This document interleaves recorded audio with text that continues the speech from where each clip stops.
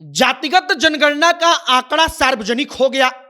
खबर आई कि जो स्वर्ण आबादी है, मसलन अगर बात की जाए राजपूतों की, भूमिहारों की और ब्राह्मणों की, तो वो तीनों मिलाकर 10% के आसपास है। और इसके बाद चर्चा चलती है कि अब अगड़ी जातियों के राजनीति को लेकर आप बातचीत बंद करिए, असली राजनीति में लड़ाई तो मुसलमान और यादवों में होगी। सबसे बड़ी बात जो कही जा रही है कि यादवों की पार्टी और यादवों की पार्टी का झंडा मुसलमान ढोता आया है। अब मुसलमान की कोई पार्टी होगी या मुसलमानों को आरजेडी में तरजीह दी जाएगी और सबसे बड़े पद पर कोई मुसलमान बैठेगा, तो क्या कोई यादव झंडा ढोएगा? और क्या यादव को झंडा ढोना चाहिए? क्योंकि मुसलमानों ने भी इतने दिनों तक यादवों की पार्टी का साथ दिया। और इसी पर आगे बातचीत करेंगे कि यादवों की लॉटरी तो लगी, लेकिन यादवों से बढ़कर मुसलमानों की जनसंख्या जब सामने आया तो इस बात की चर्चा चलने लगी कि आखिरकार मुसलमान अपनी पार्टी का विकल्प क्यों नहीं तलाशे। वो क्यों किसी यादव जो तेजस्वी हैं उनको सीएम बनाएगा? वो क्यों अपने जात का, अपने धर्म का कोई आदमी चुनकर उसको सीएम नहीं बना सकता? इसी पर बातचीत करेंगे, चर्चा करेंगे। बाकी नमस्कार, मेरा नाम है मोहित कुमार सिंह और आप जनता जंक्शन देख रहे हैं।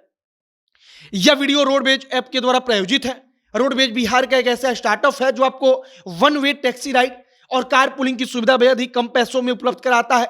वन वे टैक्सी राइड का मतलब कि अगर आप रोडवेज की टैक्सी से कहीं भी जाएंगे तो सिर्फ एक तरफ का किराया लगेगा, जो कि बेहद सस्ता होगा।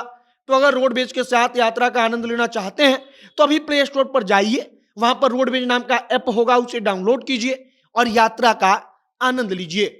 अब वापस आते हैं हम अपने खबर पर। जातिगत जनगणना के बाद जो आंकड़े दिए गए हैं उसमें बताया गया है कि मुसलमानों की आबादी 17.70% है। मतलब कि मुसलमानों की आबादी अगर यादवों की तुलना में देखा जाए तो ज्यादा है। यादव 15% भी नहीं है, 14.5% से कम यादवों की जनसंख्या है और मुसलमानों की जनसंख्या 17.5% से ज्यादा। मतलब कि आप अगर यहां पर गौर करेंगे तो लगभग 3% ज्यादा मुसलमान है। मतलब कि राजनीति में भागीदारी, अगर यादव और मुसलमान एक ही पार्टी में रहे तो मुसलमानों का प्रतिनिधित्व, मुसलमानों की भागीदारी ज्यादा होनी चाहिए। लेकिन आरजेडी में जो घोषित तौर पर यादवों की पार्टी है, यादव बिरादरी का वोट मिलता है, मुसलमानों की पार्टी है, मुसलमान वोट करते हैं, उसमें मुसलमानों का कितना नेता है? अगर कई बार इस बात की चर्चा चलती है कि आखिरकार मुसलमान कोई मुसलमान पार्टी का विकल्प क्यों ना तलाशे।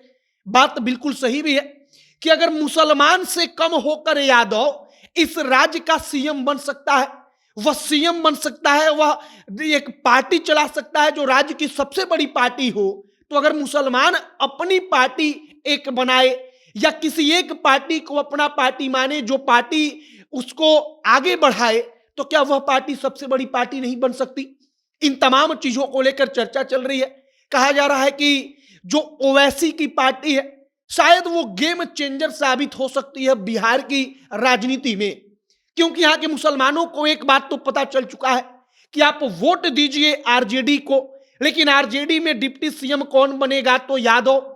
सीएम बनने की बारी आएगी तो कौन बनेगा? तो यादव। और मुसलमानों को कुछ मिलने वाला नहीं है। और जनसंख्या के बाद अगर वोट की बात करें आप, तो शायद यादवों से ज्यादा प्रतिशत वोट मुसलमान राष्ट्रीय जनता दल को देता है, लेकिन राष्ट्रीय जनता दल वापस यादवों को लौटाती है, ना कि मुसलमानों को। अब इन तमाम चीजों को लेकर खूब चर्चा हो रही है। अगर यादव और मुसलमानों को आप एक साथ जोड़ देंगे बिहार में तो 30% के आसपास टोटल जनसंख्या होता है, लेकिन मुसलमानों की आबादी 17.5% से ज्यादा, लगभग 18% के आसपास, और यादवों की आबादी 14.5% से कम। बाकी अब इन तमाम आंकड़ों के बाद से कुछ हो ना हो, लेकिन मुसलमानों की राजनीति तेज होगी। मुसलमानों को लेकर सवाल उठेगा कि आखिरकार मुसलमानों को जब वोट आरजेडी लेती है तो उनको उसी अनुपात में वापस क्यों नहीं लौटाती? जिसकी जितनी आबादी उसकी इतनी उतनी हिस्सेदारी, तो राष्ट्रीय जनता दल मुसलमानों को उनके हक के बराबर की हिस्सेदारी क्यों नहीं देती? इस पर आपकी क्या प्रतिक्रिया है, कमेंट बॉक्स में लिखकर बताइएगा। आगे जो भी तमाम जानकारी आएगी सब कुछ आप तक पहुंचाएंगे। कैमरे के विशाल खड़े हैं और मैं मोहित कुमार सिंह। बहुत बहुत धन्यवाद।